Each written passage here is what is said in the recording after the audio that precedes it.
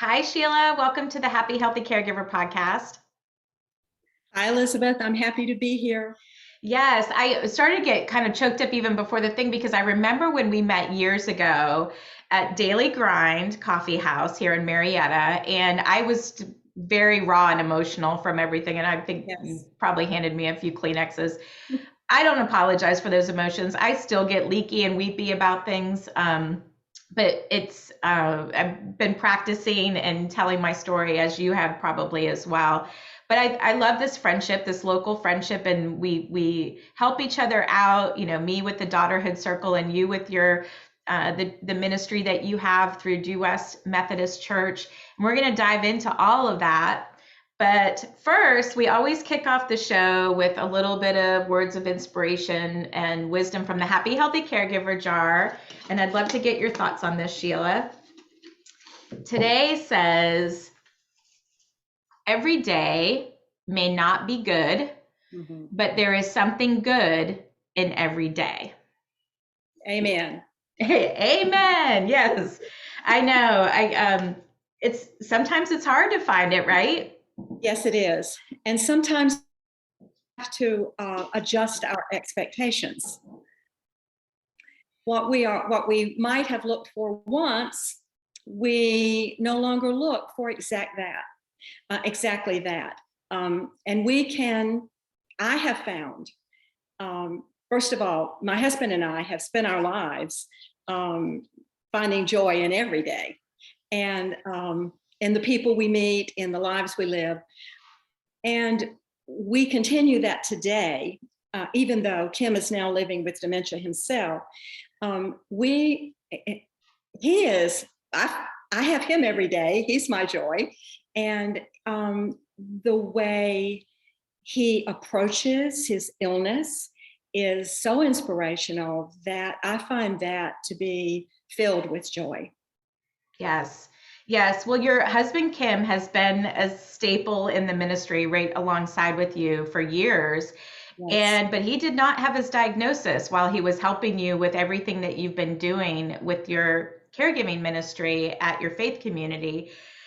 And I read, in your bio that you had 8 family members lost to dementia. So obviously I can see why this has been a passion for you. And remember the show 8 is Enough? Oh, yeah. Yeah. Well, clearly 8 was certainly more than enough for you, Sheila Welch. But now your dear husband, Kim, has been diagnosed with Parkinson's dementia. And so how are you coping with this new change? It is a new change, and a year and a half is not very long to cope. I remember sitting at Teepa Snow's conference in November of 2019, and there was a panel. There was a panel of couples, and I remember it too. I was there. I loved it. Yes, well, you must have been across the room. I did not see you that day. I would have grabbed you. But you remember maybe the couple who were in early stage, and Teepa asked each one of those couples, where do you find joy? And you and I have just spoken.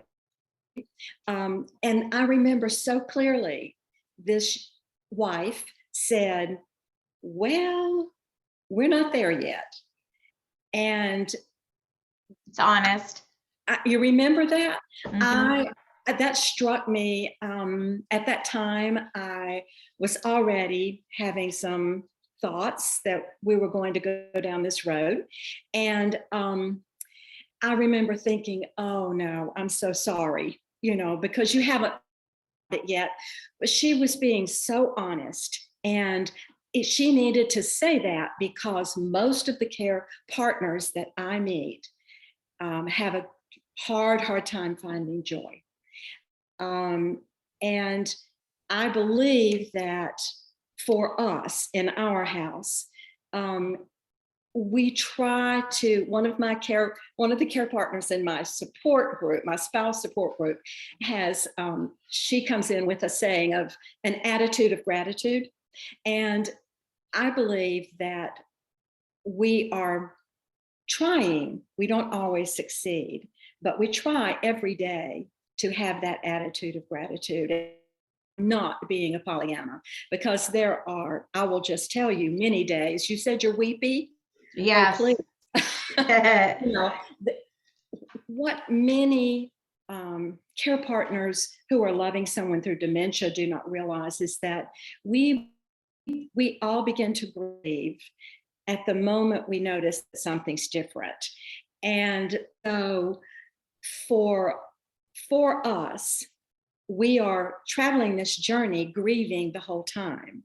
And we don't have care partners who live with dementia, who loving someone through dementia, do not have time to brace yourself for the next loss before a new grief comes. So this is a new grief on a very open wound. The same is true for the person living with dementia. And that's something I believe helps me through what we're going through right now. And I have come to know the term person-centered care. Person-centered care, is showing empathy for what the next person is going through. If we can try to put ourselves in the place of a person who lives with dementia, then we have a much better chance of being the kind of care partner we want to be. We're not always perfect. We forgive ourselves when we're not, but we have a better chance if we think, oh my gosh, why is he responding that way? Okay, let me see what I can do to figure that out. Never correcting, never arguing, trying to put ourselves, and in this case, myself, where Kim is right there, because at that moment, Kim is the most important person, not me, and find a way to communicate as clearly as possible, as lovingly as possible. That does not mean that the care partner is not important. Because we've known each other a long time, that one of the cornerstones of this ministry is for the care partner to learn to protect himself or herself. That's essential. If we do not do that, we will not be able to love our partner or our father or our mother, sister, brother through this illness or any illness. Oxygen to us comes first. Yes, yes. Well, you've seen this through your 8 family members, and you've been coaching so many through your spousal support group, and you have the tools, and like you said, you can use them, and it's not perfect. And I had Teepa Snow on the podcast too, and I'll link to that one in the show notes, because I know you and I both really admire her in this space. There's really nobody that says it like Teepa.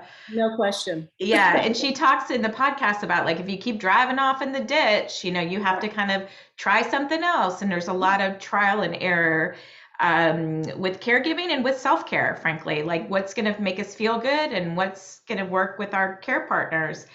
But first I got to talk to you about this too, Sheila, is, I send a Google form out to the guests to fill out before, so it helps me prepare for the show. And you've already used this verb too. And I noticed it then, and I'm noticing it now. When I asked who you cared for, you answered, I loved my mother. And then your business name for your ministry is Loving Through Dementia. And then you have mentioned something about loving through dementia. Tell me more why you choose that verb. I know you do it intentionally, I have a feeling. Yes. Well, I do it because I think that's what our goal is. Our goal on this earth is to love one another. And when it comes to a parent or a spouse who is losing abilities every day, it's incumbent upon us to find new ways to love them.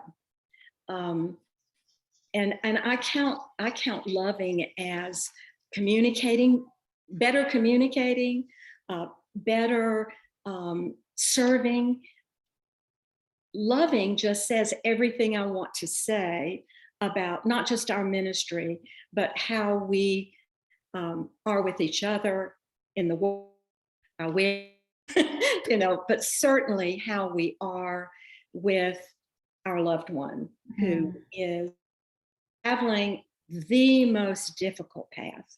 And no matter how hard our path is, theirs is so much more. Sometimes we can forget that when we're so, and Kim is in early stages, so I am not in this part of that journey with him. With your ninth person. Yeah. Yeah. My ninth. We are not in that part of the journey, but there are days that will come, and even in early, I will admit, there are days when you're just tired, you're just worn out. And I think that it's very important to step back when that happens. Step back, take a breath, cry if you need to somewhere, but come back fresh. And even if it's come back in the morning, come back fresh, and approach it always with kindness and love to the best of your ability. Now, there are people, Kim is very aware of his illness, and his personality is, I see it every day. I see his reasoning and his logic and his pragmatism and all the things and his lovingness, I see all of that in him. But there are some people who change very much in that journey, and they're very resistant to any ideas. They're very resistant to any care. And it becomes incumbent upon us to figure out why that might be. And if we cannot figure it out, in order for them to be cared for, sometimes we have to find, certainly the doctor always needs to know if that resistance is going on, but that's when we sometimes have to resort to medications. And I remember asking Teepa this at a conference. For years, Teepa thought I stalked her, I know, because I was at every conference Teepa had. I was going to spread the gospel of Teepa Snow. And one of the things I asked was, Teepa, I know you want us to avoid medications. And I may have even said it all.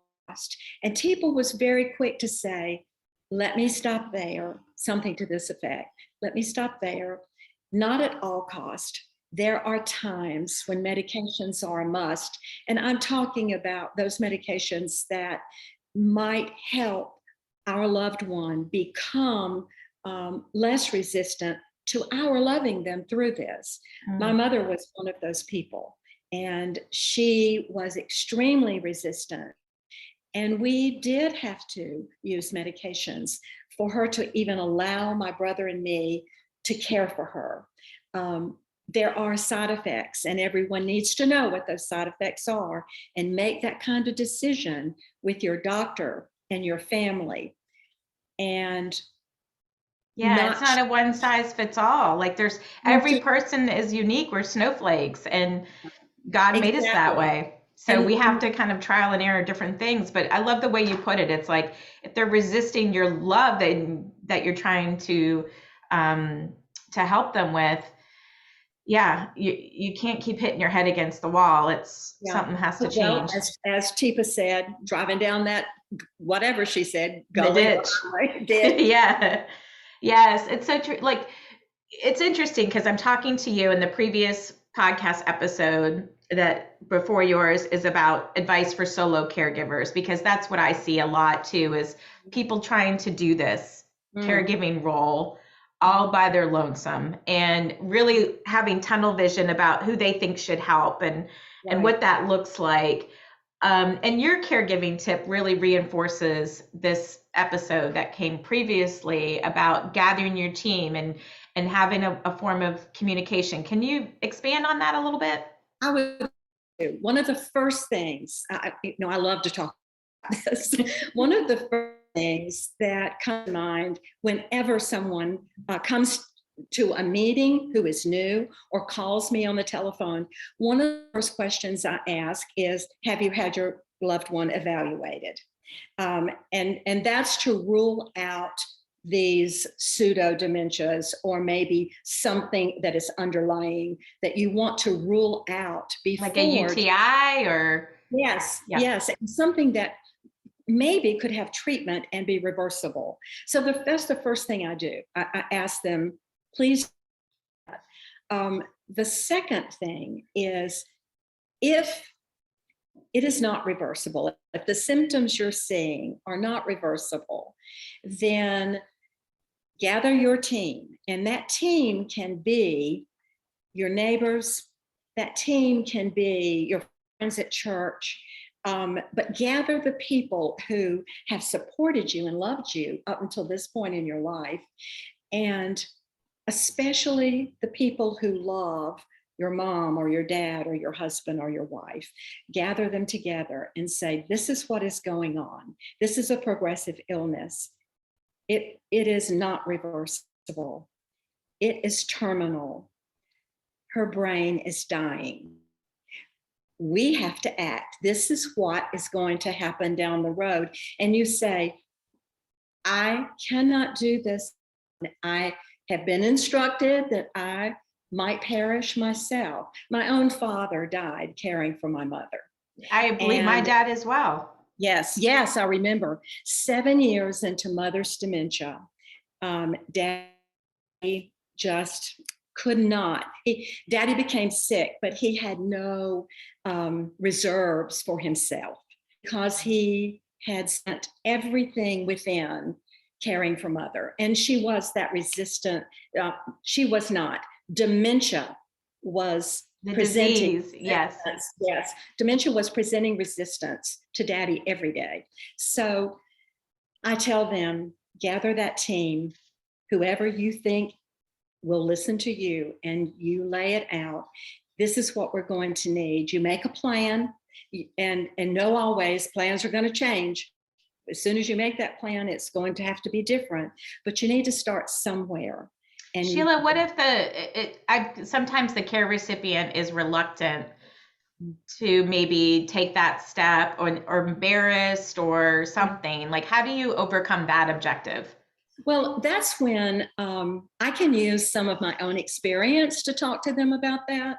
But it is so helpful to be in a support group. You know that. And I would, at that time, if I were in a support group, I would throw it to the group and they take over. And I don't need to be convincing. They are so helpful, and they're so nurturing. And at the same time, they're saying, I thought I could do this alone. I was embarrassed to tell anyone that my husband had dementia, they might say, or my wife. I made a vow to protect them. And mostly those are the spouses saying that. Remember, workshop, I told that from the podium. Care partners, spouse care partners are so resistant in the beginning to discuss it with anybody, because of this terrible stigma that our society has placed on dementia. Of course, we're trying to break that stigma. But so if it is said to me in group, I will call on the group to help fortify the importance of finding support and go from there. That's great. Yes, that is great. After you gather, like, what is some of the things that you might talk about, or that you're going to kind of lay out for them? And what are you going to ask for specifically? Well, you decide what you need. Make a list of what you need personally. Let's say your mom. Let's make a list of what mom needs. Let's make a list of what you need. And the people in that group may be especially good at some of those things. You do not want to ask someone to provide a meal a week who hates to cook or is a terrible cook, because it's really nice to have good food brought to your door. Yes. So you you ask someone, what do you feel your gift is? What would you like to do off this list? And one of the list itself is always going to be a personal one. But there are some things that are maybe on every list, and that is someone to come and bring you a meal once a week, sit down with you and talk to you for about 30 minutes and just see how you are. Find a friend who go out to lunch with you once a week once this COVID surge is over. It is so important. I had a conversation with a care partner this morning who has no one giving her support right now other than a daughter who lives away and a daughter who lives nearby. She has not reached out to other people yet. And because she's brand new, she got my team talk. And that's what this is, the very talk we had this morning. In addition, I am available for Zooms with family members so that if they have questions and we can talk about that team, I'm just willing to help in any way I can. This ministry is willing to help in any way we can. Yeah, we are stronger together. And I also think like one of the things, because this is a very frequent thing that I also, with the folks that I coach on it, and sometimes I say that it can be easier to give up the family responsibilities or the household responsibilities versus the caregiving responsibilities initially, but give up something, delegate something. I mean, if it's the mowing the lawn or the grocery shopping or the DoorDash gift card and the things that people can do from a distance. So I do have a link of lists of things for caregiving, and that would be that I'll put in the show notes that people can kind of have a look at to see. Great. That's great. And then create your own, like Sheila's saying, and I'm sure it's very similar to mine. I'm sure it's a wonderful, wonderful resource. I'm glad you have that. Yeah, it's I even have one for the holidays, because I know sometimes even just putting the holiday lights up and down can be a huge thing, or simplifying the gift shopping. And we've already delegated tree trimming. We have a 12-foot tree. Oh geez, yes. And we just need some help. And here's the thing: we've already said that you want to talk to friends. Some people don't even talk to family, but it is essential not only for you to let them know what you need and what your loved one needs, but I think it's essential that we know what they need. Yeah. So that we not only are we a team, we care about each other's well-being and their thoughts. They can become our support group. Yeah. They also want variety in their life. Like, can you imagine, like my mom was bedridden for 2 years. Like, can you imagine if the only people she ever saw was my sister and me occasionally when I came into town? Like, she needs variety in her life, and fresh eyes on things. It's just as much for her as it is for us. Again, it's the matter of putting yourself where she is. And you've already done that. You've already thought about her. And that's our goal, is to try to picture what is it he or she needs. And we try to fulfill those needs. It's so true. It's so true. Well, tell us more about the ministry that you have at Due West Methodist called Loving Through Dementia. How did it get started, and what is it all about? Okay. This actually was a support group when I came on the scene. I had lost my mother a couple of years prior, and grief being what it is, I had also lost my father, but had not really, as happens with many care partners, caregivers. I interchanged. Same. I like the word care partner better, but it's already hard enough to get the caregivers. I interchange. But I had lost, of course, I mentioned my father 3 years before mother. Well, if you lose a parent and you are loving a parent through dementia, you don't have time to be a parent. So fast forward, and my mother left this world, and I felt as though this were a double grief, just a whammy. And of course, I drew on my faith and my friends and my family. But all of a sudden, I just became convicted I needed to write about this. And in order for me to I need to explain that I'm not a writer. So that was the first problem to overcome. Didn't know how to turn on a computer. So I wrote the book by hand and gave the pages to Kim, who typed them into the computer. That was our process.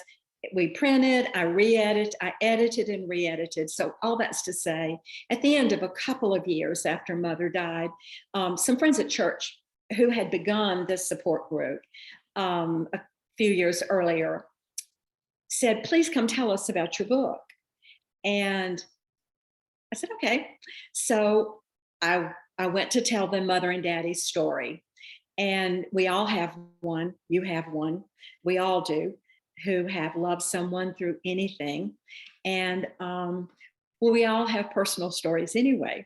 But this particular night, I went into this group. There were probably six caregivers there, and there were two facilitators. One was still loving her mom through dementia, and one was had just lost her mom. And that very night, they had read the book, so they knew a little bit about me, and so they knew how passionate I was and am. And they said, would you consider taking over this group? And I said, well, I just met them, and I felt like they really didn't know me, but they, when you meet somebody and you just know them, that's what that was like that night. So I didn't doubt that they were sincere. And so what I said was, here's what I can do. Why don't I come for as long as you to support the two of you? And if and when you decide you're going to step away, we'll talk about it. And that 1 year later, they said, let's talk. We're so tired. And we loved the group. We loved being together, but they needed to go forward. And I felt particularly called to begin not just a support group, but a dementia education ministry. And so as soon as I began my part of the ministry, I began a conference bringing in our first speakers were Dr. Daniel Potts, Danny and Ellen Potts. Dan is a neurologist in Alabama and loved his own father through Alzheimer's. That's a whole wonderful story. With the art, I remember, and I have his book, and I follow it on social. And his father is Lester, and all the art. I mean, don't we meet some powerful people? Best thing about this whole thing is that. It's wonderful. So they were our first speakers 12 years ago. And it has, long after that, it was a member said to me, Sheila, he was in our family support group. And that's all we had at that time. That was our whole ministry, was a family support group and one conference. And he came up to me and he said, Sheila, I am tired of listening to these women talk about their mamas. And for you who may consider support groups, please know the importance of a spouse group. Family groups are critical. Spouse groups, maybe even more so. Yeah, there's a different layer of intimacy and your whole dream of your life together. Yes, the relationship is different. The loss of relationship is an entirely different grief. And so I listened to what he said and came home and said, Kim, busy with the ministry. We were so silly. We weren't busy. And I came home and said, Kim, I have about 4 men who want their own support group for spouses, not just for them. Men, they want a spouse group where they can discuss what it's like loving a spouse through. And I want to begin meeting. He said, how? So we're off. I began those, and then not long after that, we began an Honoring Our Parents group, which was for anyone who was loving anyone through anything, not just dementia. But boomers were here, had just arrived at that time, seniors arriving still, and their adult children baffled. They had no idea. First of all, they felt that they had a right to tell them what to do. And we all know that doesn't work. No. Many of us who've helped our parents. So we began a class for that. And within a few years, everyone who was in that class had a parent. Wow. I mean, it's similar, now both my parents are deceased. I'm in a sibling caregiving role with my older brother. It's also difficult to tell a sibling an older sibling what. So that's been another interesting chapter for our family. That is very interesting. And I would love to talk to you about that anytime. Yes, it's a lot. Okay, Sheila. So then you expanded. So you expanded Loving Through Dementia, and I've kind of been on this journey with you. I don't know when I got on it, but I've been on it. And then you started creating something where you thought, we need to scale this. We need to scale this with not just the Due West United Methodist Church, but I want this bigger. And tell me what you do there to scale. Well, the spouses that got together, I'll begin there. We had a conversation one day, and one of the people in the group said that all of the people in his church, his friends, had quit coming to see his wife. And he said, I grew up in that church. We were married in that church. And I haven't seen anyone from the church in 4 years. And his wife was in late stage dementia. Of all the times in the world that you need someone reaching out to you. And the truth is, Elizabeth, I was so stunned by that, and I kept hearing that from others, even two more right there in that meeting. Because people were finding your ministry from other faith communities. Word was catching on. Yes. Most of our members come from other churches, and some from other faiths. So he made that comment, and I remember thinking, if only the ministers knew about that. If only they knew.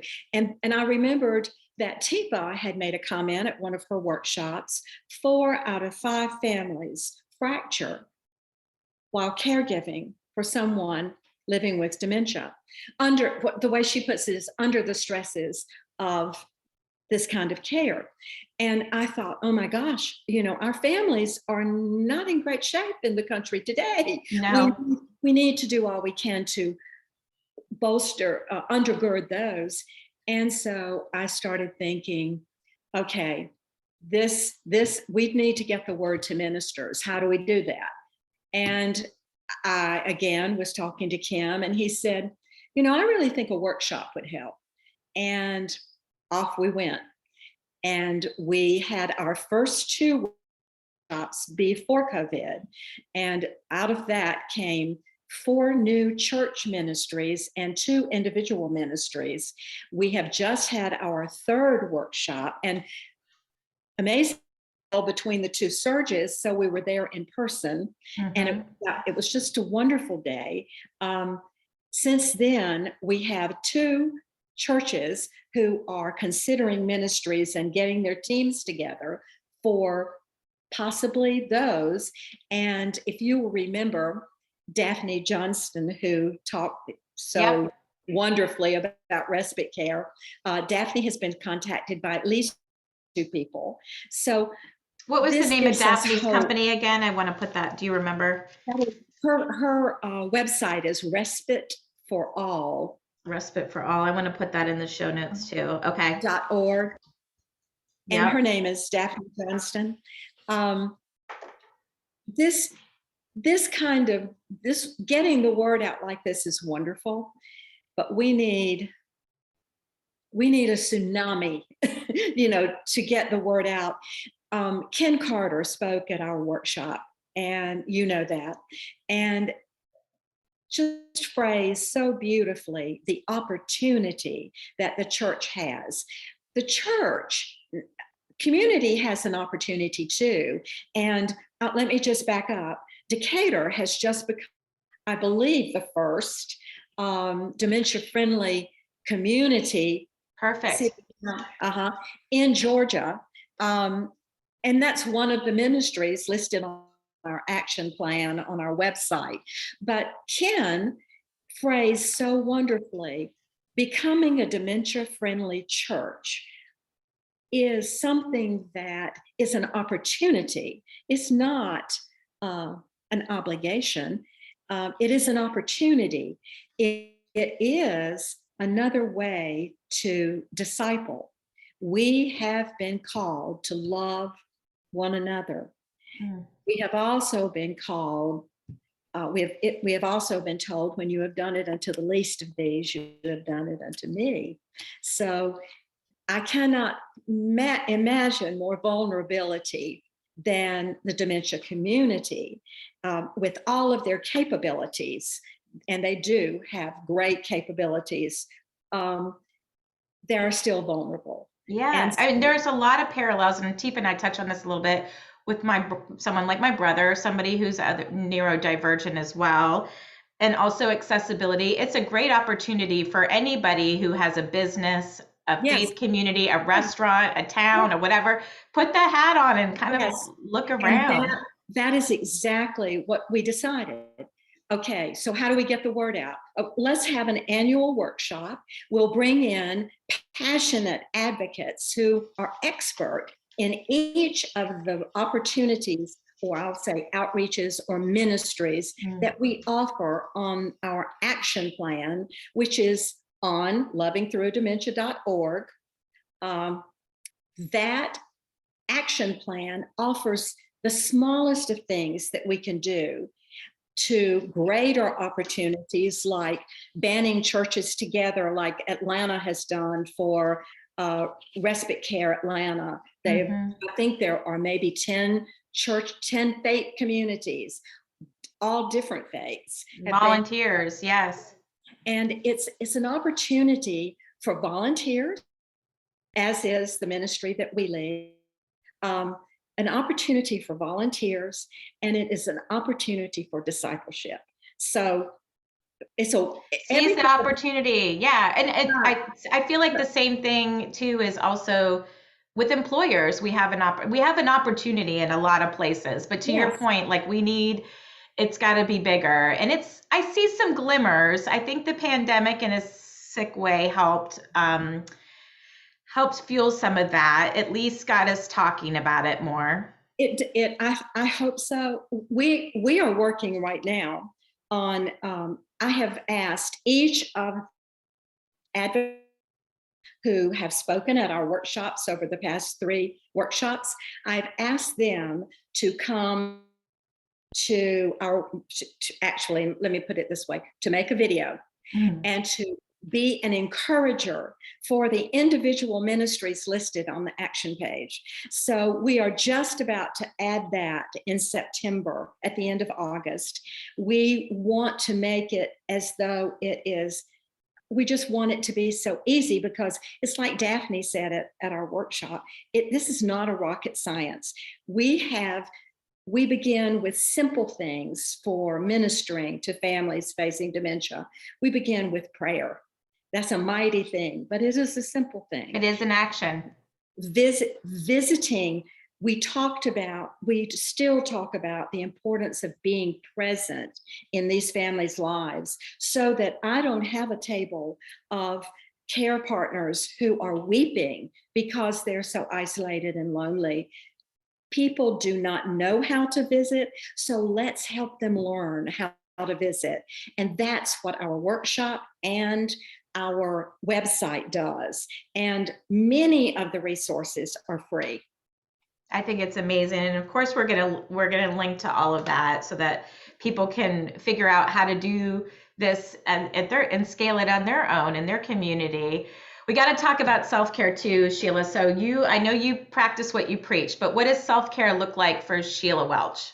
Well, for me, I have to be a special, I'll tell you, let me back up.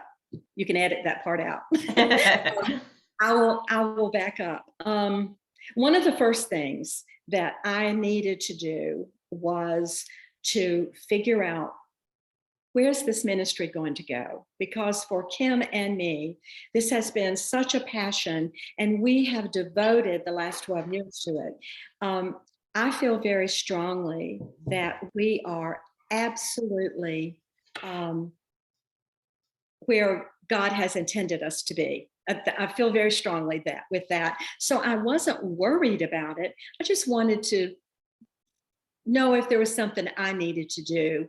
And so that's when I wrote a letter to my church and I divided what I did into categories, and I asked for folks to step up for 3 of those 8 categories. And as I go along, I will ask for more to step up. Yes, But that's so good. what I'm doing is training and having people ready to step in to, for instance, I have a volunteer who next June will take over preparing for our annual Care Partners Conference. It's a huge conference. Yes. 350 in our Family Life Center. TIPA has spoken, Dr. Peter Rabin has been there, Danny and Ellen Potts, Lynn Cassell. We have wonderful speakers, and they will still be. We want that to go forward. That's in person. So for me to get things like that lined up just gave me great peace. Eating right is important. Exercise is important.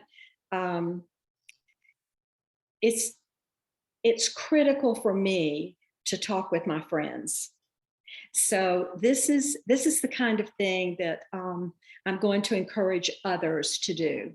You talk with your friends and tell them, look, this is new for me. Yes, I have been, you won't be able to say this probably, but I can say, yes, I've been in this whole arena for all my life, it feels like. But this is new. This is Kim. And so what Sheila needs personally is to be with you. Friends, family, my family arranges family time. Kim and I arrange family time. Even through COVID, we have managed to do that. We are far more isolated than my children wish we were, but we do the very best we can in between surges. So family and friends, spending time with them is critical. Kim and I have managed to take some getaway trips, which we wanted, and without COVID would have taken more. Yeah. But those are the things. Family and friends are extremely necessary, not just good eating, not just exercise. No, people, social self-care is what I call that. Connecting. Yeah, people. So that's where I go. I love it. Thank you for that. And I have some prompts from the Just For You Daily Journal that I wrote. It's a way to help family caregivers, people prioritize self-care in their life. And so we have something at the end of the show called the lightning round, where I just ask you something. There's no wrong answers here, but I bookmarked a couple things. So where do you find inspiration to be healthy, Sheila? Well, I'm going to tell you, I'm just going to be honest. It comes and goes for me. Yeah, that's real.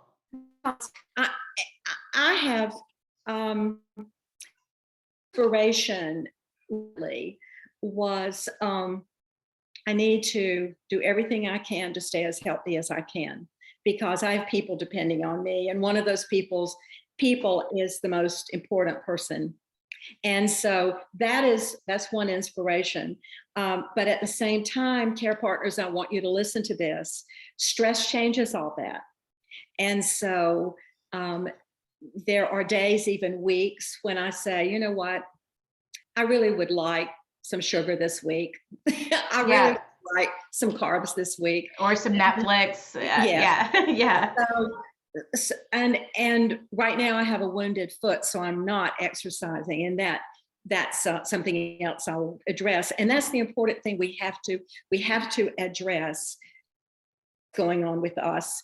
For instance, doctor's appointments. Mhm. So Our own many wellness appointments. Yes. our own wellness and maintenance. So well put. I bet that's on your list. It's Well, I have like beautiful. 8 categories of self-care. If I would call that practical self-care. Like it's just Exactly. anything that's going to give us peace of mind or energy is Yes. kind of my definition of self-care. But what do you have your definition? I think you said it. I just wanted to make the point that when stress and we don't always practice what we preach or what we wish we could, that we forgive ourselves that too, because we don't need that guilt. And guilt will harm us greatly. So we need to throw that away, and we get up the next day. Grace is essential. Yes. Yeah, I that's something when guilt creeps up, push it down with grace. Or not push it down. We don't want to be repressed, but you know what I'm saying. Replace it with grace. Okay, so this is interesting. It says, what does love mean to you? But I think more importantly, how do you show these emotions and actions to yourself? And maybe that's what we just talked about. I think so. I think I have been able to ask my friends for what I've needed. I've been able to forgive myself if I have not been able to do through my eating or my exercising what I need to do, and then I just pick up and do it again. I think that I can forgive myself when I'm not perfect in loving Kim in all the ways that, I keep reminding myself, I'm not sure Teepa would have been perfect at that either. No, she's human too. Yeah, until she's our standard, and so I make myself smile and say, maybe Teepa couldn't have done that either, and I pat myself on the back and go on. Yeah. Or hey, I'll try it again different next time. It's like that's the grace part. Okay, last question. It says, how would you describe a successful life? Well, I think that I don't know if we have all day, but I don't think I need all day. I would have to say, regardless of this illness, regardless of anything that has ever happened in our lives, that Kim and I both would say this is a successful life. And the way I think one of the reasons for that is faith and family. And for me, one of the reasons is Kim. We have been together 4 years, married. How many years? 54. Holy moly. 54. And we dated 5 years before that. We started dating when I was 16. Wow. So I'm right behind you, Sheila, a little bit, because I married my prom date. We've been together quite a long time, but mine was my homecoming date. So I'm on your path. Well, I was going to say, I think, of course, being with our life, I say that's a good definition, because it has been, I don't mean it's been carefree. That's not it. It's just that I have been very blessed to be married to Kim. Kim's philosophy has always been, life is not a dress rehearsal. And we have tried to do our best and find joy, regardless of the sadness that might come into our lives. And I think that faith helps us do that. I do. The people that we are blessed to know help us do that. We've just been blessed. I love it. I love it. Well, and Sheila, is there anything else that you're like, we can't wrap this show up without saying this? Parting words for caregivers. And then how do people stay in touch with you and what you're doing? Okay, you can, you're going to do the lovingthroughdementia.org. Lovingthroughdementia.org and dewest.org. Yes. So what I want everyone to know is that we have our workshops and our conferences on that website. We have a downloadable. We're just about to post the workshop, the last one. We have the formal. We have a downloadable. Anyone who wants to support group. We have how to begin a support group. Anyone who wants to begin a conference, doing conferences, we have a how to host conferences, seminars, and workshops. They're free and downloadable. Most of all, I want the churches and communities to know there is help available. If you want to better love your folks, your families who are facing dementia, and you might say, oh, I really don't think we have anybody. Yes, you do. And you can't not have someone. Yeah. What you want to do is be dementia aware. There are just so many things to do to become a dementia-friendly church. And those are found on our action plan page. So go there. Families, you need support. You go to this website and we have our care partner conferences right there for you. You're too busy to watch them all at once. Just watch them in snippets. We have lots of free resources and lots of inspiration ready for families who want to go to our website, okay? And you can contact me. There's a little part that says, contact us, that's me. That's you, and you're fabulous. I'm so glad that, like we said, caregivers are my people and their families. And I'm just glad that, this situation we might not have chosen in our lives has connected us. No, we would not have chosen it, but haven't we been blessed through it? I have to say that. We've met wonderful people and we've learned. And honestly, I believe that every single thing that Kim and I have done for 12 years is going to guide and help us through the next 12. So yes. I want to thank you. Thank you, Elizabeth, for everything you do. Thank you so much, Sheila.